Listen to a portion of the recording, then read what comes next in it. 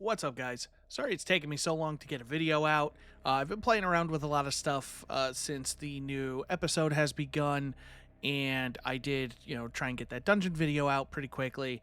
But I've been spending some time with a lot of different guns, and funny enough, the gun that I think I might have spent the most time with, at least recently, in terms of what I've been doing in the game, playing Trials, now Iron Banner, which is Iron Banner, I have been spending a lot of time with the new Redrix's Estoc.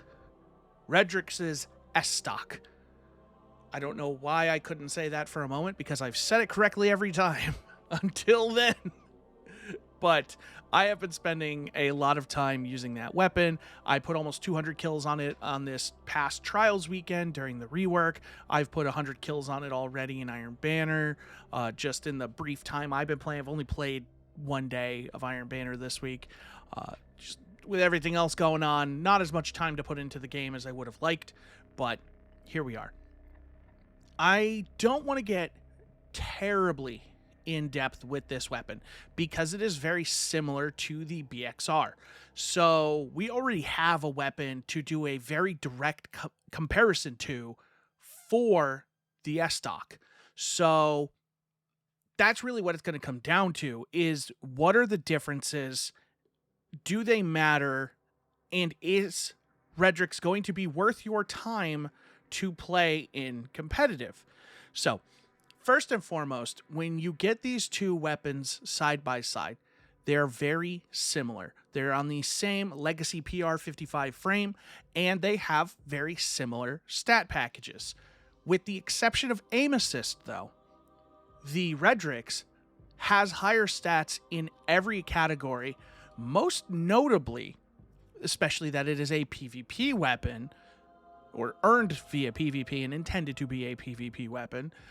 It has a much higher airborne effectiveness at 23 versus 10, which for a lot of people might not seem like a huge deal, but for somebody who, is going to be airborne, sometimes hip firing this, trying to push somebody, it can be a huge help. And I hit a lot of those shots that the BXR might not have always hit. The BXR is very reliable with a lot of those shots as well because of the inherent hip fire ability of these weapons. But having that added airborne effectiveness is valuable. And that is probably the biggest stat difference. Also, the base recoil direction of 65 on the Redrix is going to be an improvement over the base 70 of the BXR. From what I have been able to gather, unfortunately, I've only really been able... Let me rephrase that. I have only really utilized the initial roll, the static roll that they give you when you complete your placement matches. At least I believe that is the roll they are still giving out, which is a fantastic roll. And if you get no other roll, you're going to have a great time with this gun. And I have spent my time on the base 65 recoil direction. I have not gotten another roll worth keeping. I have either infused them or dismantled them. So, and I don't think any of them had like arrowhead break or anything on them. Redrix's Estoc can get up to a 95 recoil direction compared to the 100 of the BXR. I do believe they still both use a similar recoil pattern, which is to say they both use the older system. If this is deterministic recoil, I have not noticed it, and it is not enough that I feel like I would notice it, unless getting this thing up to 95 makes it fly off in wild directions. I can't imagine 95 is going to be worse. If you do get something like arrowhead break, always a good option. But the base 65 is a primarily vertical. It does imply that there is some variance to the left and right. For the most part, it has been very tight. I have noticed on occasion there are a few fights that I have lost where it felt like one of my shots did go wide left, wide right, compared to the base 100, or not base 100, but the 100 that I have on my similarly equipped BXR. Your mileage will vary depending on which version of the weapon you're using. And I anticipate that getting this up to a 95 will be an improvement, and one that I will strongly consider using. It really just depends on how many kills I have on this one by the time I get that. So on paper, they're very similar guns, and in use, they feel identical. If I didn't know I was using Redrix, I wouldn't know I wasn't using BXR, other than the fact that it's stasis.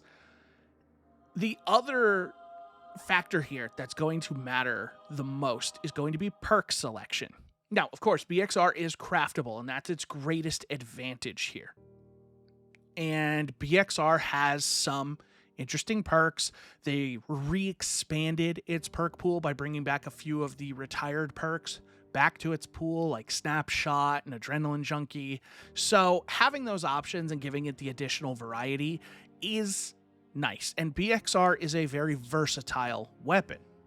Redrix is equally versatile, but with a much more modern perk pool, and one that I find ever so slightly more exciting.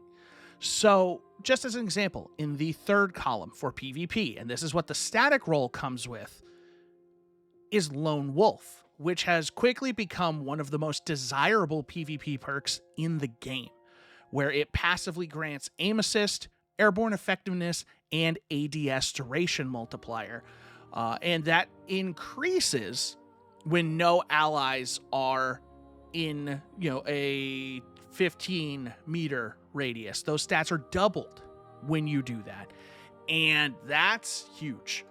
That is just free 10 aim assist. And so that one ever so slight weakness of having less aim assist than BXR, you just got it back from a perk.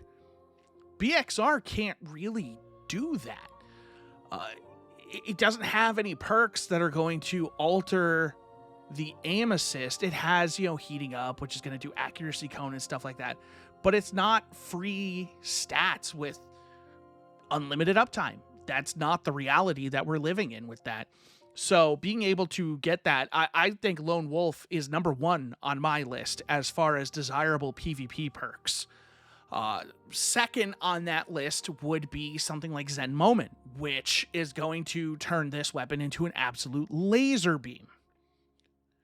And following that up, I would argue Perpetual Motion. That's what I run on my PvP BXR. Perpetual Motion is another one that does give you flat stats, stability, handling, and reload speed. And with Perpetual, you will be able to bump as many as 3 stats realistically to right about 100, depending on how your version of this weapon is kitted out. And it makes it very versatile, very usable, and just a delight to shoot. It's a fantastic gun. And then when you pair that with the fourth column, the base roll that I got and that most people are getting comes with Sword Logic. Now, there's something important that you need to know with Sword Logic. One, Sword Logic does not follow the same rules in PvP and PvE. In PvE, it increases based on the level of Sword Logic. 1 through 4, 15, 25, 35, 50%. PvP only has 2 damage thresholds. Level 1 and 2 are both 20%. Level 3 and 4 are both 35%. The only way to get to level 3 on Sword Logic is to kill a Guardian in their super with Redrix. Doable, yes. But you are relying on that perk to do a lot of heavy lifting at a very late portion of the match, relative to, how long you're going to be using it. Sword Logic 2 and 1, Guardian kills are 2, so it's Sword Logic 2, will adjust your time to kill. The base is a 0.87. The time to kill with times 2 Sword Logic is a 0.8, which puts it right in line with 140 hand cannons. Essentially, what's happening here is we are going from a optimal time to kill of 6 head, 2 body. We are going to a 5 head, 2 body. So we're taking away an entire headshot. We now only need to hit 7 shots instead of 8, which is far less than the 9 we will realistically be shooting, because we have to shoot 3 bursts regardless. It's just a matter of, do you get it at the first shot in the burst or the second shot in the burst on that last burst? You have to get to ×3 to change that again. And changing that again turns it into a 5 head, 1 body. So that is a 2 burst, which is phenomenal. And I was very happy with my sword logic. The other nice thing that this is doing that isn't really showing is it is extending its usable range a bit. So when that damage is increased, you can take more fights that are slightly more out of band and to take them a little more reliably, because you're getting that additional damage. So that's kind of the trade-off that you're dealing with, is you're not going to be able to necessarily kill those guardians faster, but you will be able to kill them more reliably at a deeper range. That damage fall off is going to be affected a little more, and so while you still suffer that damage fall off, your damage numbers are inherently higher. So getting a body shot outside of that aim assist range isn't as detrimental because you have that damage boost. Sword logic is great, and again, if you don't get anything better than that, then you're still fine. This is going to be a great gun for PvP. The only 2 perks that I reasonably would swap that perk for in PvP. One of my favorites has always been Headseeker. Headseeker is great because Headseeker is another one of those perks that passively assists the gun, and it increases damage based on non-precision damage dealt to targets. So if one of your rounds from your burst hits a body shot and then the next one hits a headshot, you can get bonus damage. You'll get better aim assist for a short period in addition to that bonus damage. And the fun things that you can get out of that are some of those weird kills as an enemy runs around a corner. One of the most frustrating things that I run into with BXR, and Redrix is no exception, is when enemies just kind of slide behind the wall at the very last second and they get away with 1 HP. And I think my cat is meowing. I believe she's meowing. Ma'am, do you mind? Ma'am? Meow to you too. Meow. She always does this when she wants to play. She's looking for my other cat, and I think he's ignoring her. I don't know where he is. Anyway. What was I saying? Headseeker can lock up some of those kills. Headseeker was my favorite role on my Nightshade that I made a video about a few years ago now. Headseeker is a great securing perk. It locks down kills that would otherwise get away. And that is something that does benefit this particular archetype of pulse rifle that has that slower time to kill. Enemies are more likely to be able to get away from that because you're not going to clamp down on them as hard as you can with a 140, because you have to be able to hit all of those bursts. And a moving target who's trying to escape, who ran out and is now running back in, it's harder to lock down those kills. And so anything that provides consistency to that, and honestly kind of feels a little like cheating, some of those kills are wild. That's a huge boon and something that always makes the gun feel better. The other perk would be Kill Clip, and Kill Clip is what I run on my BXR. Kill Clip, unlike Sword Logic, is a 25% damage buff. And what does that do for us? Well, when we reload after a kill, that changes our time to kill to 6 headshots. So while not as forgiving as Sword Logic ×3, you are still getting the potential for a 2 burst. If you hit all your shots to the head within optimal range, you will defeat a Guardian at tier 8 or higher resilience, and anything tier 7 or under goes to 5 head, 1 body. So the 2 burst potential skyrockets, and that is kind of giving me room for pause right now. What you need to consider, and what you'll see partially in some of the gameplay in the background here, is how those 2 perks change your playstyle. Kill Clip is much more of a get a pick, get behind cover, reload, peek again. Not always as effective in 3s. Very effective in 6s if you know how to utilize it. Sword Logic is a perk that keeps you in the action. You get the kill and you stay fighting. And that's the big difference between the two. It's kind of like Rampage versus Kill Clip. One of those perks keeps you fighting. The other perk dictates how you fight. And so for me, Sword Logic is usually my preferred type of perk. I want something that keeps me in the fight. It's why I like Head Seeker. Head Seeker is a perk that keeps me in the fight, and I like that. I'm not going to be upset if I don't get a Kill Clip roll, but if I got the exact same roll I have right now, but with Kill Clip, I'm gonna have to try it. Because I feel like that could be nutty. And I have to try it, and I'm gonna keep playing every week until I get it. And player pops being what they are, PvP is ooh. So, and I'm staying committed to that though. I want to get that. As far as PvE goes, you have some other nice options for this weapon. For PvE, in the third column, you have Demolitionist, you have Rhyme Stealer. Again, you have Perpetual Motion. Great perks. All 3 of those are absolute wins. In the fourth column, you still have Kill Clip. You still have Sword Logic. You also have Headstone, which is one that I really enjoy, being able to slow or freeze enemies, pop it for crystal damage. Headstone is a great perk, and I like it a lot. You have Desperate Measures, which pairs really well with Demolitionist, so you get that synergy. There's a lot to like about Redrix. I think Redrix overall is better in both PvE and PvP than BXR. It is not so much better that you can't live without it.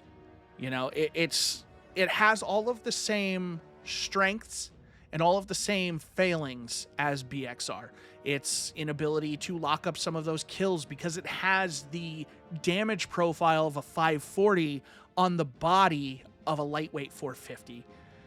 It struggles in some of those regards. And while you get that incredible hip fire effect from the origin trait, not the origin trait, from the frame, you don't quite get all the strengths of using an actual lightweight, while also not getting the benefits of the faster fire rate of that 540. So it kind of sits in the middle.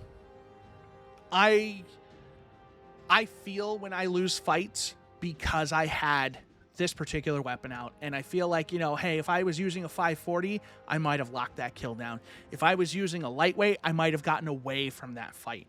And then Redrix kind of puts you in this awkward position in the middle where you're like, well, I did all I can do.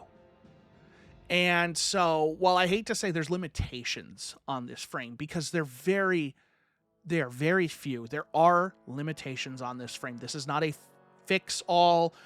I've gotten my ass handed to me on a silver platter by plenty of outbreaks in trials this past weekend while using this gun, a gun that should pair favorably and, work with me on that. You're not going to just win duels because you have Redrix's Estoc. It's just not going to happen. The other thing worth mentioning here is you do trade out an origin trait, which the BXR origin trait is nothing to write home about. Hot Swap is one of the worst, in my opinion. Switching to this weapon while you're damaged strongly increases its handling for a short duration. That is one of the most forgettable and arguably one of the most wasted origin traits that you can have on a gun. It really only matters in PvP, in my opinion. And even then, it doesn't matter that much, because if you're in a gunfight and you have to swap to your already high handling, base 71 handling pulse rifle, and you really need that 40 handling to make the difference, you've probably already lost that gunfight anyway. And so it's not going to matter if you get the gun out. It's like, all right, now we're ready. That's not going to make a difference. You do get stocks with Redrix. I'm sorry, I just bumped the microphone. My apologies. You do get stocks now. And it's, similar to any other weapon with stocks. You can increase your handling, your stability, your recoil direction. I believe by default it comes with the hand-laid stock on the static roll, the curated roll, if you will, which is plus 10 stability. That is ideal in my opinion. It also comes with a stability masterwork and with a ballistics mod, which I personally put on this weapon. All told, I think I have 94, 96 stability, all said and done. And it's 94. I have 94 stability. It's great. It keeps you in some of those fights. It helps with the flinch and the recoil. It's great. It's a great feeling gun. And if you love pulse rifles, you'll probably love this gun.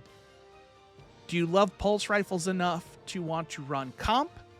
That's a question only you can answer.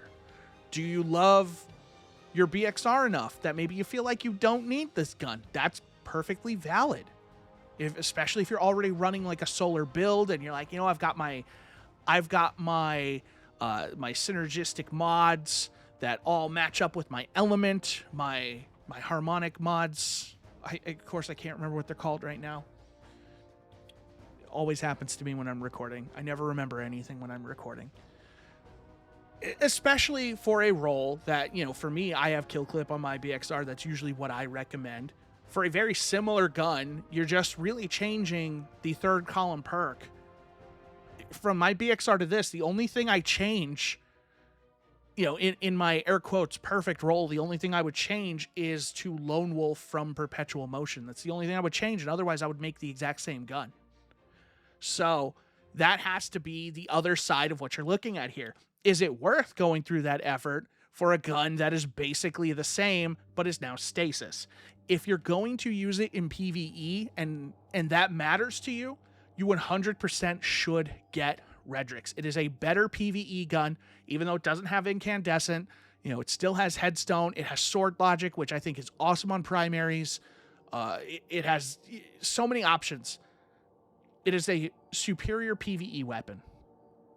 And I think the energy options for a lot of different weapons are generally better than what you get in the kinetic slot, in my opinion.